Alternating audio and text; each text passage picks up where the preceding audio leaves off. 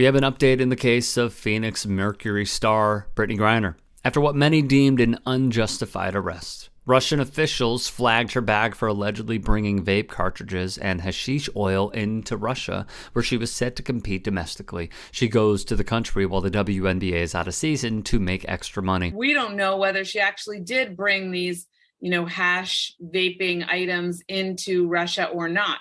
The Russians are notorious for planting drugs and other things on Americans. This is Evelyn Farkas, a former Pentagon official, speaking with The Today Show. On March the 8th, Russian state television showed Brittney Griner. It was the first time the United States saw what can only be deemed a mugshot of the 7-time All-Star. Per the Times, she had been in custody of the Russians since mid-February.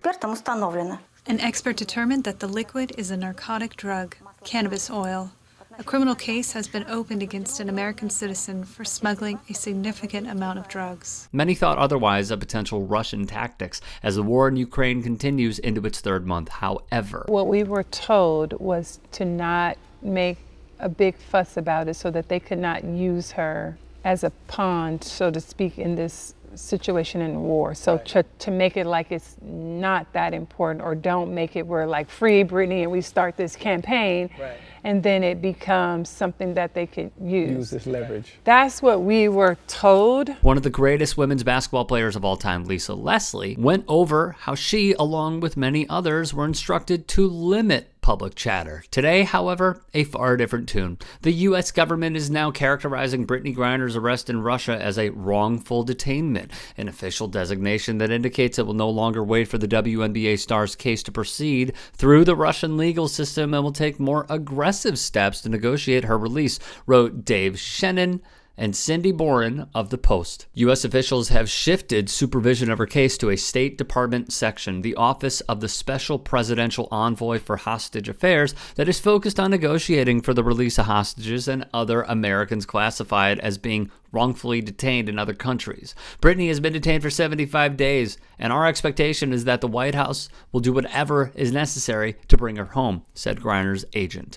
Under a 2020 law, the determination by the U.S. that an individual is being wrongfully detained triggers more targeted efforts to free the prisoner, as the case is transferred from the State Department to the Special Envoy of Hostage Affairs. In a statement Tuesday, the State Department confirmed this would take place. With this determination, the Office of the Special Presidential Envoy for Hostage Affairs will lead the interagency team for securing Brittney Griner's release. Not only will the case be officially reclassified, but the shift will allow WNBA players and other supporters to bring as much attention to Griner's case as they wish moving forward, according to ESPN's TJ Quinn. Previously, the player's personal team kept a low profile and adhered to State Department advice so as to not jeopardize her release. It was unclear what prompted the State Department shift and how it characterized Griner's case, news that was first reported Tuesday by ESPN.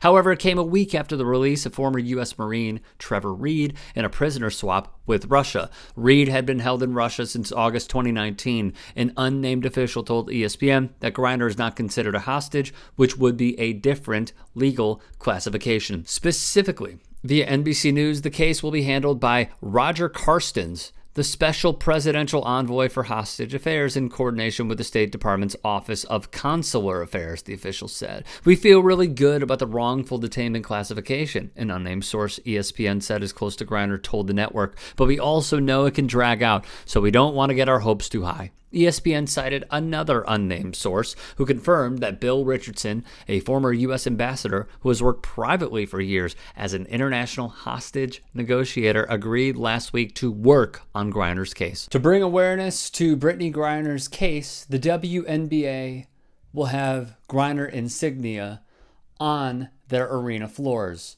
You will mainly see the decals of BG42. The season starts this Friday.